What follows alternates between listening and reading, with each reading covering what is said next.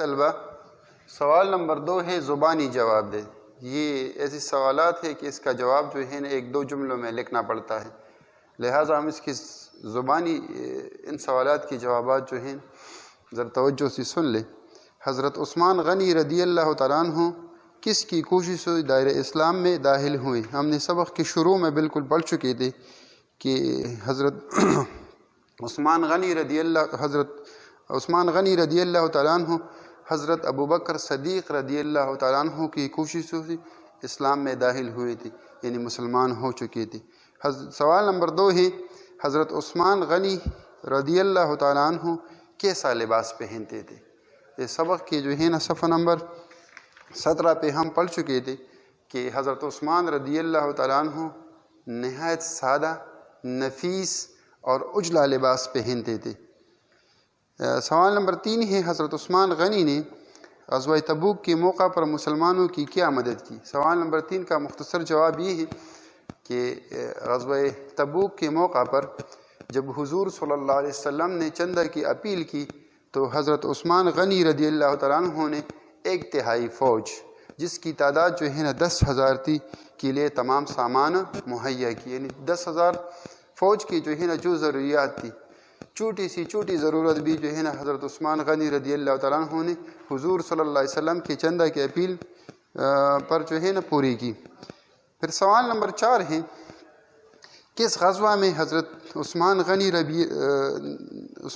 رضی اللہ تعالیٰ عنہ نے نبی کریم صلی اللہ علیہ وسلم کے ساتھ شرکت نہیں کی اور اس کی وجہ کیا تھی؟ اب غزوہ تھا غزوہ تبوک۔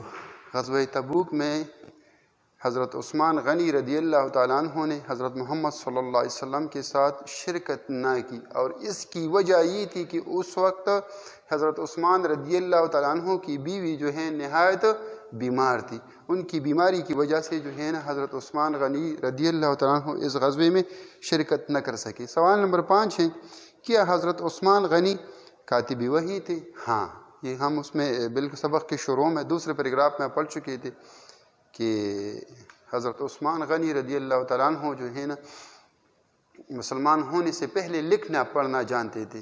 جب مسلمان ہو گئے تو حضور صلی اللہ علیہ وسلم نے آپ کو جو ہے نا کاتب وحی مقرر کیا۔ تو سوال کا جواب ہو جائے گا ہاں، حضرت عثمان غنی رضی اللہ تعالیٰ عنہ کاتب وحی تھے، کیونکہ مسلمان ہونے سے پہلے وہ لکھنا پڑھنا جانتے تھے۔